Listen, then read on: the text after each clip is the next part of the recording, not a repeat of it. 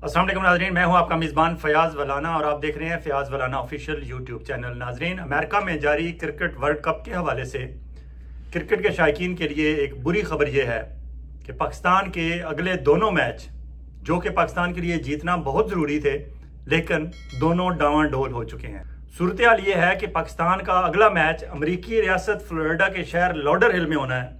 इसी cricket ground पे 14 जून को अमेरिका और आयरलैंड का मैच हो रहा है। प्रेडिक्शन ये है कि 91% चांसेस हैं बारिश हो जाएगी। अब अगर बारिश हो गई तो एक पॉइंट दोनों टीमों को मिल जाएगा, अमेरिका को भी और आयरलैंड का। अगर मैच मुकम्मल ना हो सका तो अमेरिका को 1 पॉइंट मिल गया तो अमेरिका अगले मरहले के लिए क्वालिफाई कर जाएगा, क्योंकि उसके पहले ही 4 पॉइंट हैं, उसे सिर्फ 1 पॉइंट चाहिए आगे जाने के लिए। क्योंकि फिर पाकिस्तान अपने अगला मैच जीत भी जाए फिर भी पाकिस्तान 5 पॉइंट नहीं ले सकता। इसलिए बारिश होने की सूरत में पाकिस्तान का अगला मैच खेलने की जरूरत ही नहीं पड़ेगी पाकिस्तान को, अमेरिका वैसे ही आगे चला जाएगा। जबकि 16 जून को इसी क्रिकेट ग्राउंड पे, लॉडरहिल के क्रिकेट ग्राउंड पे पाकिस्तान और आयरलैंड का मैच है। सूरत हाल यह है कि 14 जून को अमेरिकी रियासत फ्लोरिडा के शहर लॉडरहिल में मैच हो रहा है अमेरिका और आयरलैंड का, और प्रिडिक्शन ये बताई जाती है कि 91% चांसेस हैं कि 14 जून को उस शहर में, उस क्रिकेट स्टेडियम के ऊपर बारिश होगी। अब अगर ये प्रेडिक्शन दुरुस्त साबित हुई और बारिश इतनी ज्यादा हुई कि मैच ना हो सका, मुकम्मल ना हो सका, तो फिर ऑब्वियसली अमेरिका और आयरलैंड दोनों टीमों को 1-1 पॉइंट मिल जाएगा। अमेरिका के पहले ही 4 पॉइंट है, 1 पॉइंट मिलने से उसके 5 हो जाएंगे और फिर वो क्वालिफाई कर जाएगा अगले मरहले के लिए, सुपर 8 के लिए। और पाकिस्तान अगर अगला मैच जीत भी जाए तो पाकिस्तान के पॉइंट्स हो जाएंगे 4, जो कि कम होंगे अमेरिका से। इसलिए पाकिस्तान का उसके बाद मैच जीते हारे, बारिश हो, कुछ भी हो, पाकिस्तान को कोई उसका फायदा नहीं हो सकता। अब अगर 14 जून को खैर खैरियत से मैच हो जाए, बारिश ना हो, 1-1 पॉइंट्स ना बांटे जाएं और आयरलैंड अमेरिका से जीत जाए और अमेरिका के 4 जो अभी पॉइंट हैं वो 4 ही रहे, और फिर 16 जून को पाकिस्तान का मैच होना है उसी क्रिकेट ग्राउंड पे, लॉडरहिल के इस क्रिकेट स्टेडियम में, वहां मैच होना है। और प्रिडिक्शन ये है महकमा मौसमियात की कि 47% चांसेस हैं कि बारिश हो जाएगी। और अगर 47% बारिश के बाद मैच ना हो सका तो 1-1 पॉइंट दोनों टीमों को मिलेगा, जो कि पाकिस्तान को किसी सूरत सूदमंद नहीं हो सकता।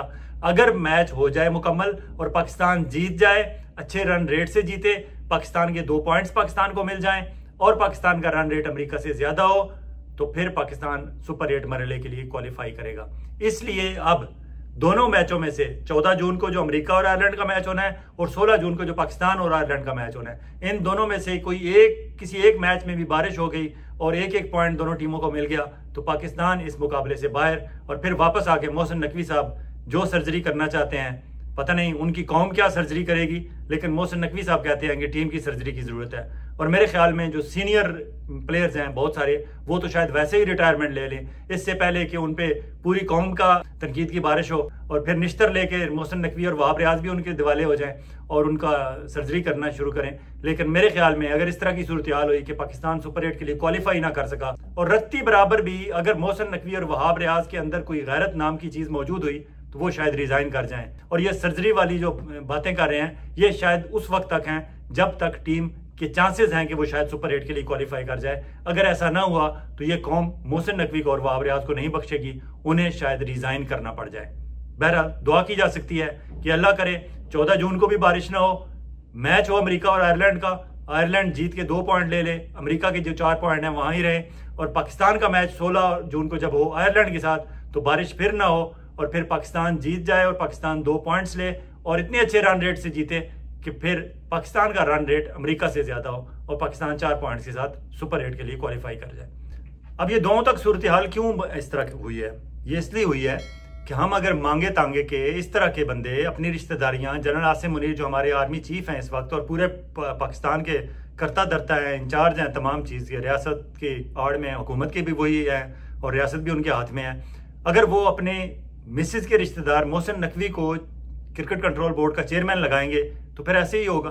और वो आगे अपने दोस्तियां निभाएंगे, वहाब रियाज को चीफ सिलेक्टर लगाएंगे, उस वहाब रियाज को जो कल तक इस कोशिश में था कि मुझे कोई लीग क्रिकेट मुझे खिला ले, पाकिस्तान की क्रिकेट टीम में मजीद उनके चांसेस तो खत्म हो चुके थे, वो लीग क्रिकेट खेलने के लिए मिन्नतें तरले कर रहा था बांग्लादेश क्रिकेट लीग की, उसे हमने मशीर खेल बना दिया पहले, बाद में ऑब्वियसली पब्लिक ने, आप लोगों ने, किसी ने एहतजाज इस पे नहीं किया, कोई आवाज नहीं लोगों ने बुलंद की, तो उन्होंने कहा बस ठीक है, उसके बाद वो चीफ सिलेक्टर भी उन्हें लगा दिया गया। हालांकि अगर देखा जाए तो पाकिस्तान में, जिस पाकिस्तान में ज़हीर अब्बास, जावेद मियांदाद, वसीम अकरम, रमीज राजा, वकार यूनुस, इतने बड़े बड़े क्रिकेट के खिलाड़ी और क्रिकेट के तबसरा निगार और क्रिकेट को समझने वाले क्रिकेटिंग माइंड मौजूद हैं, इन लोगों की मौजूदगी में वहाब रियाज जैसे एक छोकरे को आप चीफ सेलेक्टर लगाएंगे तो फिर यही होगा जो हो रहा है अब।